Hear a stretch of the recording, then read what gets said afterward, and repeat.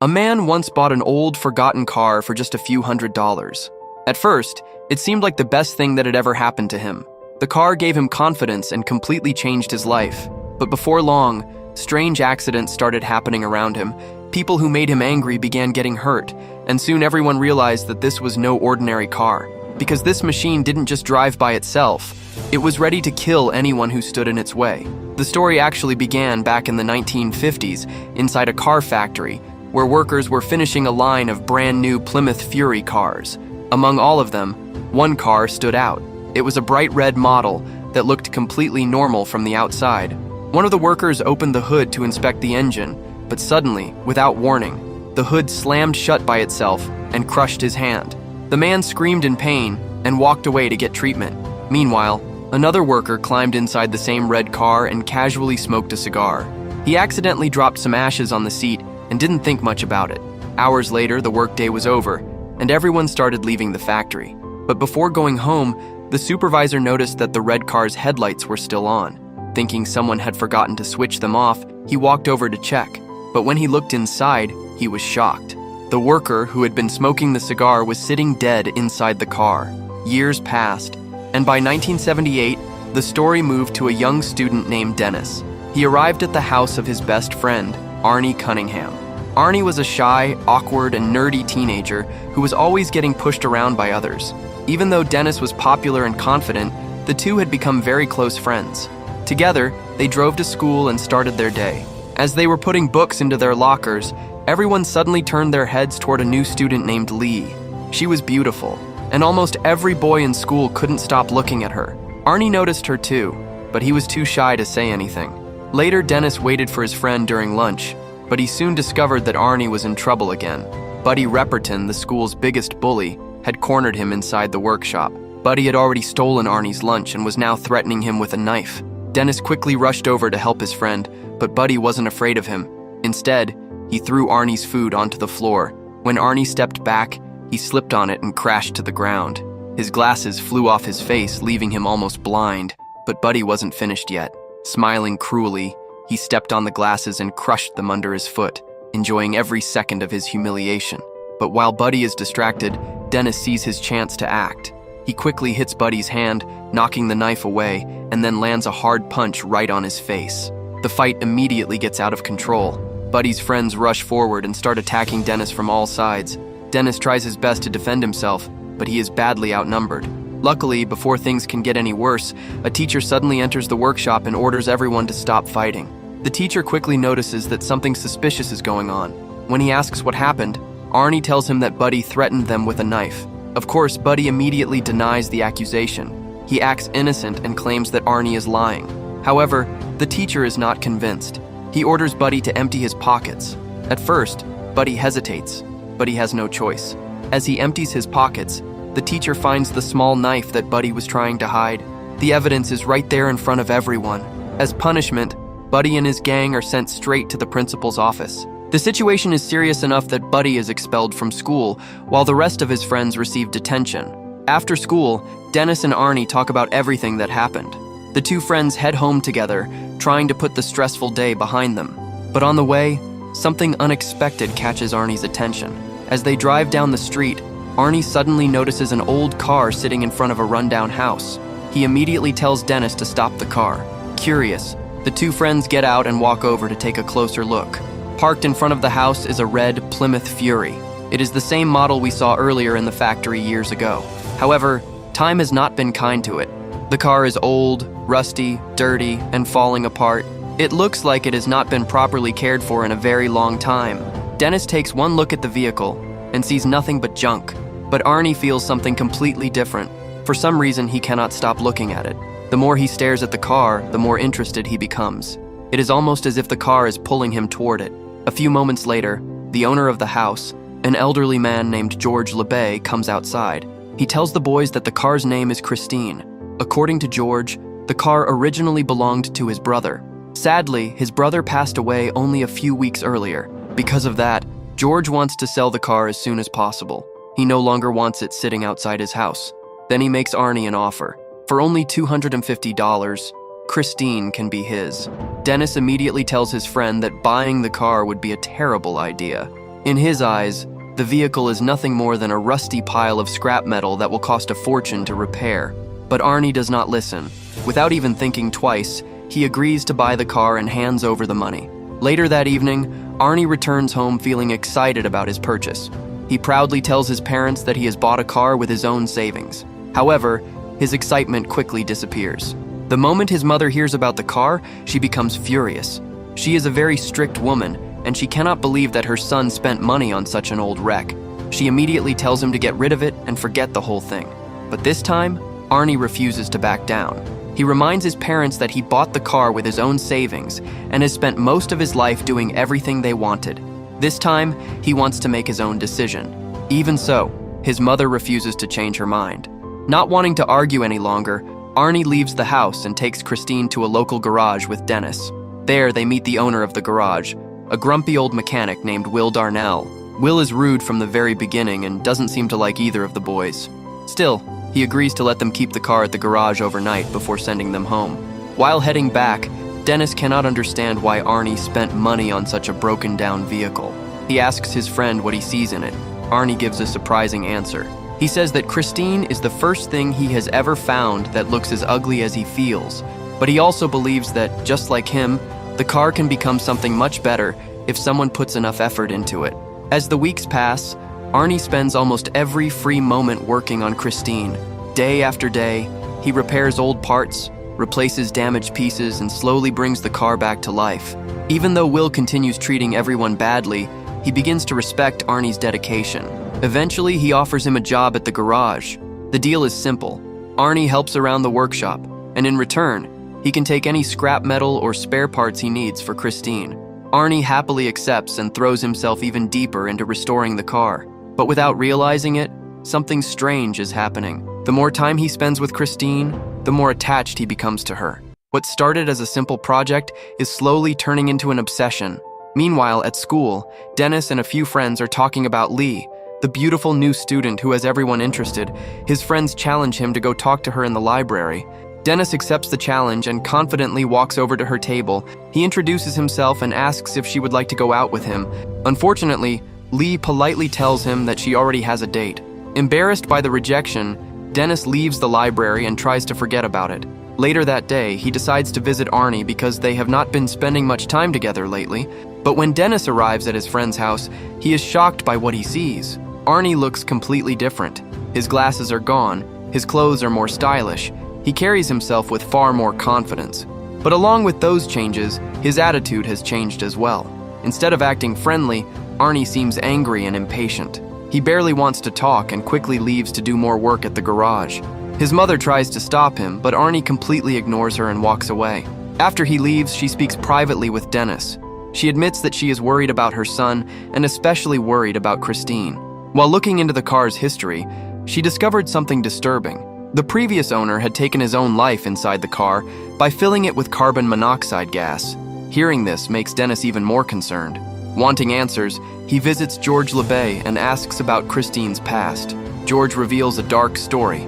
According to him, his brother became completely obsessed with the car after buying it. Over time, that obsession grew worse and worse. Then tragedy struck. Both his wife and daughter lost their lives in connection with Christine. Even after those terrible events, his brother refused to give up the car. Eventually, his brother also died. But the strangest part comes afterward. George says that weeks after his brother's death, Christine somehow appeared outside his house, all by herself. No one knows how the car got there. After hearing this story, Dennis becomes even more worried about Arnie. That evening, he decides to visit the garage and take a closer look at Christine. When he arrives, everything seems quiet. He cautiously walks up to the car and reaches for the door handle. But the moment he touches it, the radio suddenly turns on by itself. The unexpected sound scares him so badly that he quickly runs away before anyone notices him. The next morning, the school football team gathers at the stadium for an important game. Dennis is focused on the match and preparing for a big play when something catches his eye.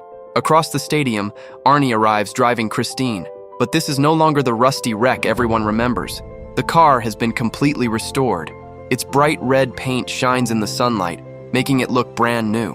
The sight immediately grabs everyone's attention, including Buddy and his friends. Then things become even more surprising. Lee steps out of Christine. A moment later, she and Arnie kiss right in front of everyone. Dennis can hardly believe what he is seeing. Not long ago, Arnie was the shy kid everyone bullied. Now he has a beautiful girlfriend and one of the coolest cars in town. The sudden change leaves Dennis distracted and confused. Unfortunately, that distraction costs him dearly. During the game, an opposing player takes advantage of the situation and hits him with tremendous force while stealing the ball.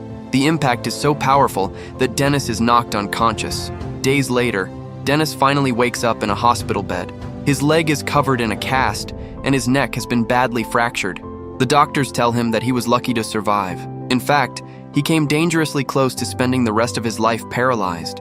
Sitting beside his bed is Arnie, who has come to visit his friend. For a while, the two talk like old times, and it almost feels as though nothing has changed between them. During the conversation, Dennis sadly admits that his football career is over. He will never be able to play again. Then he asks a question that has been bothering him for weeks. How did Arnie manage to restore Christine so quickly? The car had been falling apart not long ago, yet now it looks almost brand new. But Arnie simply says that he worked hard and refuses to explain anything else. The conversation soon becomes uncomfortable. Arnie reveals that he forced his parents to put Christine completely in his name. He even threatened to quit school if they refused. Hearing this alarms Dennis. His friend is no longer acting like himself. The shy and kind Arnie he once knew seems to be disappearing. In his place is someone angry, stubborn, and obsessed with Christine. Dennis cannot shake the feeling that something dark is slowly taking over his friend. Soon afterward, Arnie leaves the hospital and heads out with Lee. That evening, he takes her to a drive-in movie theater. At first, the date went well. The two enjoy the movie and spend some quiet time together inside Christine. But when things start becoming more romantic, Lee suddenly pulls away and steps out of the car. Confused, Arnie follows her. Lee finally tells him what has been bothering her. She says she hates how obsessed he has become with Christine. No matter where they go, the car always comes first. According to Lee, Arnie pays more attention to Christine than he does to his own girlfriend. The discussion quickly turns into an argument. Arnie thinks she is overreacting and refuses to see any problem. Just then, rain begins to fall. Not wanting to stand outside, Lee agrees to get back into the car. However, the moment she sits down, something strange happens. The windshield suddenly starts acting up. Arnie gets out to see what is wrong while Lee stays inside. As she waits, she grabs a snack and turns on the radio. Then, things become terrifying. Without warning, the radio seems to come alive on its own. At the same time, a bright light suddenly shines from the dashboard. A few seconds later, Lee starts choking. She gasps for air and desperately tries to breathe, but something appears to be stuck in her throat. Outside the car, Arnie sees her struggling and immediately runs to help. But before he can reach her, Christine acts on her own. The doors suddenly lock themselves. Arnie pulls on the handles and pounds on the windows, but nothing works. The car refuses to let him in. Meanwhile, Lee continues choking and is running out of air. Just when things seem hopeless, she manages to unlock the door herself. A nearby driver notices the emergency and rushes over to help. The man quickly opens the door and removes the food stuck in her throat, saving her life. But instead of thanking him, Arnie completely loses his temper. Filled with rage, he attacks the man. The driver is shocked because he was only trying to help. Fortunately, the situation calms down before anyone gets seriously hurt. Afterward, Arnie drives Lee home. The moment they arrive, she quickly gets out of the car. Arnie tries to apologize, but Lee says something that sends a chill down his spine. She believes Christine caused the whole incident. Not only that, but she feels that the car is jealous of her. Every time she and Arnie get close, something strange seems to happen. To Lee, it feels as though Christine wants Arnie all to herself. Arnie dismisses the idea and says she is being paranoid. Still, he promises they will talk about it later. After Lee leaves, Arnie tries to start Christine, but this time, the engine refuses to turn over. Without even realizing it, he starts talking directly to the car. He tells Christine that what happened with Lee changes nothing. He promises that she will always be his car. Then he turns the key once more. Immediately, the engine starts. It is almost as if the car understood every word. Later that night, Arnie parks Christine at the garage and heads home. But unknown to him, Buddy and his gang have followed him there. As soon as Arnie leaves, the bullies sneak inside. Armed with heavy sledgehammers, they surround Christine and begin smashing her to pieces. Windows shatter, metal bends, parts fly everywhere. The gang destroys everything they can reach. Even that is not enough. One of them rips apart the seats, while another completely destroys the radio. By the time they are finished, Christine is nothing more than a twisted pile of wreckage. The next day, Arnie and Lee make up after their argument and go to the garage together so Arnie can retrieve his wallet. But the moment they arrive, Arnie stops dead in his tracks. Christine has been completely destroyed. The sight leaves him speechless. Lee tries to comfort him and asks who could have done such a thing, but Arnie is overwhelmed with anger. Unable to control his emotions, he lashes out and tells her to leave. That evening, he tells his parents what happened. Trying to help, they offer to buy him another car, but their kindness only makes him angrier. Arnie knows they never liked Christine. Just like Lee, they always wanted the car gone. In his mind, they are secretly happy that it was destroyed. He even blames them for the attack, claiming that if they had allowed him to keep Christine at home, none of this would have happened. The argument quickly becomes ugly. Arnie says several hurtful things before storming away from the dinner table. A short time later, his father follows him and demands that he apologize to his mother. But Arnie refuses. His behavior becomes so aggressive that his father finally loses patience and grabs him. What happens next is shocking. Instead of backing down, Arnie fights back. For a brief moment, it looks as if he might seriously hurt his own father. Hours later, still consumed by his obsession, Arnie returns to the garage. He stares at Christine's ruined body and decides he will rebuild her no matter how long it takes, even if he has to replace every single piece himself. But then something unbelievable happens. Right in front of his eyes, the damaged engine begins repairing itself. Bent metal starts moving. Broken parts slide back into place. It is as if an invisible force is rebuilding the car. Arnie watches in complete shock. Instead of running away, he becomes fascinated. Curious to see more, he asks Christine to show him what else she can do. Almost as if she understands him, the car begins restoring her entire body. The crushed doors straighten. The broken windows repair themselves. Every damaged piece slowly returns to normal. Within minutes, Christine looks brand new again. Now there is no doubt about it. This car is alive. Not long afterward, one of Buddy's gang members, Moochie, is hitching a ride on a truck late at night. Eventually, he gets dropped off near a lonely highway and begins walking alone. The road is dark and quiet. Then he hears something. In the distance, the sound of a car engine slowly grows louder. As the vehicle approaches, Moochie freezes. It is Christine. The red car pulls onto the road and stops directly in front of him. Terrified, Moochie assumes Arnie is behind the wheel. He quickly starts making excuses for everything he and his friends did, but there is no response. Instead, Christine suddenly turns on her headlights. Then she charges straight toward him. Moochie screams and runs for his life. At the last second, he jumps over a barrier and narrowly avoids being crushed. For a moment, he thinks he escaped, but he is wrong. Christine appears again and continues chasing him.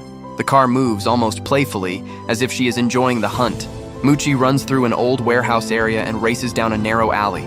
Behind him, Christine keeps coming, slowly, patiently, like a predator playing with its prey. Finally, Moochie reaches a dead end. There is nowhere left to run. Desperate, he pulls out a pocket knife and points it toward the car. But Christine keeps moving forward. The alley is far too narrow for a car her size, yet somehow she forces her way through. The metal scrapes against the walls as she squeezes into the passage. A second later, she crushes Moochie to death. The next morning, Arnie visits Dennis. He casually tells his friend that Moochie is dead. Dennis immediately finds the situation suspicious. What troubles him even more is the fact that Christine has somehow been completely restored after being smashed into pieces. But Arnie acts as if nothing is unusual. He simply shrugs and changes the subject. As he leaves the hospital, he is stopped by Detective Jenkins. The detective is investigating both the destruction of Christine and Moochie's death. He reveals that Moochie's body was found horribly crushed. Jenkins watches Arnie carefully and asks if he knows anything about it. Arnie claims he knows nothing. Even so, he cannot hide the fact that he seems pleased by the news. That reaction only increases the detective's suspicions. Then Jenkins mentions something else. He has already spoken with Lee. She told him about the strange things that happened around Christine, and how the destroyed car somehow appeared completely restored. Hearing this makes Arnie furious. He abruptly ends the conversation and walks away. Later, he calls Lee and tries to convince her to meet him, but she refuses. That rejection only makes his anger grow even stronger. Meanwhile, Buddy and another gang member named Don stop at a convenience store to buy drinks. Afterward, they continue driving down a dark road. As they travel, they notice a pair of headlights following them. At first, they think it is just another driver, but the mysterious vehicle keeps getting closer. Finally, Buddy stops his car and gets out to see who it is. The bright headlights make it impossible to see the driver. Trying to lose the vehicle, Buddy backs up. To his surprise, the other car backs up too. Then the truth becomes clear. The car following them is Christine. Angry and frightened, Buddy jumps back into his car and speeds away. A high-speed chase begins. Eventually, Buddy pulls into a gas station where his friend Richie works. He grabs a metal bar and prepares to fight whoever is driving Christine. But before he can do anything, Christine comes racing toward him at full speed. Without slowing down, she crashes directly into Buddy's car. The impact completely destroys one side of the vehicle. Buddy screams for Arnie to come out and face him, but nobody answers, because nobody is driving. A moment later, Christine attacks again. This time, she shoves Buddy's car straight into the garage workshop. Inside the vehicle is Don. He is thrown violently along with the wrecked car and slammed into a wall. But the nightmare is not over yet. The damaged vehicle starts leaking gasoline. The fuel spreads across the floor until it reaches Richie's feet. Then a spark ignites the gasoline. Suddenly, the entire garage explodes in flames. The massive explosion kills Richie instantly. Buddy watches in horror. Realizing he is next, he runs for his life. But Christine is not finished. Covered in fire and surrounded by smoke, the burning car drives out of the wreckage. The sight is terrifying. The flaming vehicle chases Buddy through the dark streets. No matter how fast he runs, Christine keeps coming. Finally, she catches him. Without mercy, the monster car runs him down and leaves his burning body lying in the road. Sometime later, Will Darnell hears a car approaching the garage. When he opens the workshop doors, he is stunned. Christine is sitting outside. The car is covered in smoke and burn marks. This makes no sense because Arnie was supposed to be somewhere else. Suspicious, Will grabs his shotgun and slowly approaches the vehicle. He carefully reaches for the door handle. The metal is incredibly hot, almost as if the car has just come out of a fire. Using an old rag to protect his hand, he finally opens the door. Then he looks inside, and what he sees sends a chill down his spine. The driver's seat is completely empty. There is nobody inside. Now completely confused, Will decides to climb into the car and investigate further. Unfortunately, that decision turns out to be fatal. The moment he gets inside, the doors suddenly lock themselves. Before he can react, the driver's seat starts moving forward. It keeps pushing harder and harder until Will is crushed against the dashboard. Trapped inside the car, he has no way to escape. Christine has eliminated yet another witness. The following day, Arnie returns to the garage and immediately notices several police cars outside. Inside, Detective Jenkins is waiting for him. The detective informs him that Will was found dead inside Christine. What makes the case even stranger is that everything looks like a suicide. Will's shotgun was found beside him, making it appear as though he took his own life. Arnie claims he has no idea what happened, but deep down, he suspects the truth. Christine is responsible, and just like every other time, the car now looks completely restored, as if nothing ever happened. Meanwhile, Dennis arrives home and receives a phone call from Lee. She asks to meet him because she has something important to discuss. When they talk, Lee finally shares her fears. She believes Christine is controlling Arnie. According to her, the car is changing the way he thinks and behaves. Every day he becomes more aggressive, more violent, and more obsessed. Dennis struggles to believe that his best friend could become a bad person. But if Christine is truly controlling him, then there is only one solution. The car has to be destroyed. A little later, Lee leaves. Only seconds afterward, Arnie suddenly arrives with Christine and invites Dennis to join him for a drive. At first, everything seems normal, but as they travel, Arnie starts acting more strangely than ever before. He drinks while driving. He speeds far beyond the limit. Then, to Dennis's horror, he completely removes his hands from the steering wheel and lets the car drive itself. Dennis immediately becomes nervous. He repeats what Lee said and warns Arnie that he is losing control, but Arnie refuses to listen. Instead, he coldly tells Dennis that nobody will ever come between him and Christine. To prove his point, he presses the accelerator all the way down. The car rockets down the road at dangerous speed. Then Arnie swerves into the opposite lane, nearly crashing into an oncoming vehicle. At that moment, Dennis realizes his friend is becoming completely consumed by Christine. The next day, he decides something must be done. Dennis leaves a note on Christine asking Arnie to meet him at the garage that evening. When night arrives, Dennis and Lee wait inside the workshop, but Arnie never appears. Believing they still have a chance, They move forward with their plan. Dennis climbs into a large excavator while Lee stays near the office. The plan is simple. If Arnie arrives, Lee will close the gates behind him. Then Dennis will crush Christine with the machine before she can escape. Everything is ready, but there is one thing they don't know.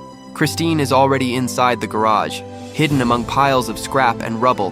The evil car has been waiting for them. Suddenly, her headlights turn on. The bright beams cut through the darkness. Then, without warning, Christine charges directly toward Lee. The terrified girl barely escapes.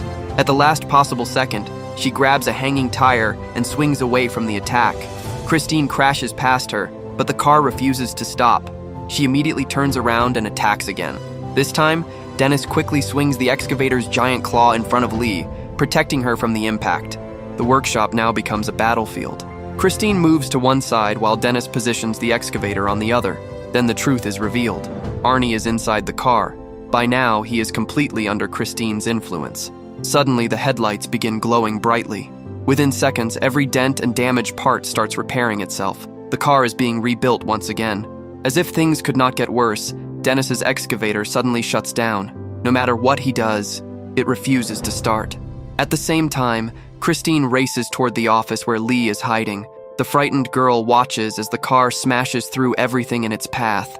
But just before reaching her, disaster strikes. The violent impact throws Arnie through the windshield. His body crashes onto the ground. Lee cautiously approaches him. For a brief moment, Arnie suddenly grabs her, making her jump in fear. But then she notices a large piece of glass lodged in his body. The wound is fatal. As Arnie takes his final breaths, he reaches out toward Christine. Even now, all he cares about is the car. He tries to touch her one last time, but his strength fades away. Moments later, Arnie dies right in front of Christine. Lee is devastated, but there is no time to mourn. Christine is still alive. As one final act of revenge, the car backs up and tries to run Lee over. Luckily, she jumps aside at the last second. Christine crashes into a support column and becomes stuck. Seeing an opportunity, Dennis finally manages to restart the excavator. He immediately drives toward Christine and slams into her with tremendous force. The impact is powerful, but the car still refuses to die. Even after being hit, Christine keeps moving. She once again turns toward Lee. Before she can attack, Dennis drives the excavator's claw directly into the back of the vehicle. The metal tears through Christine's body. For the first time, the evil car appears weak. Her movements slow down. Her power begins fading. Lee quickly joins Dennis inside the excavator. For a moment, they think it is over. But then Christine starts rebuilding herself again. The nightmare is not finished. Realizing they must end this once and for all, Dennis starts up the bulldozer and drives directly over the car. Christine struggles to resist. Metal bends, parts twist. The car tries desperately to survive, but this time there is no escape. The massive machine crushes Christine again and again, until she becomes nothing more than a pile of mangled scrap metal. At last, the battle is over. The next day, Dennis and Lee meet Detective Jenkins at a junkyard. There, they find what remains of Christine. The once beautiful red Plymouth Fury has been compressed into a giant cube of scrap metal. Finally, it seems that the danger is gone. As they stand there, a familiar song suddenly begins playing nearby. For a brief moment, all three freeze. The music sounds exactly like the songs Christine used to play. They fear the car has somehow returned. Thankfully, the music is only coming from a junkyard worker's stereo. Relieved, they laugh and begin walking away. Everything appears normal once again, but the story is not over. After they leave, a small piece of Christine suddenly moves on its own. Just a tiny movement, but it is enough to reveal the terrifying truth. Christine is still alive, and someday, she may return.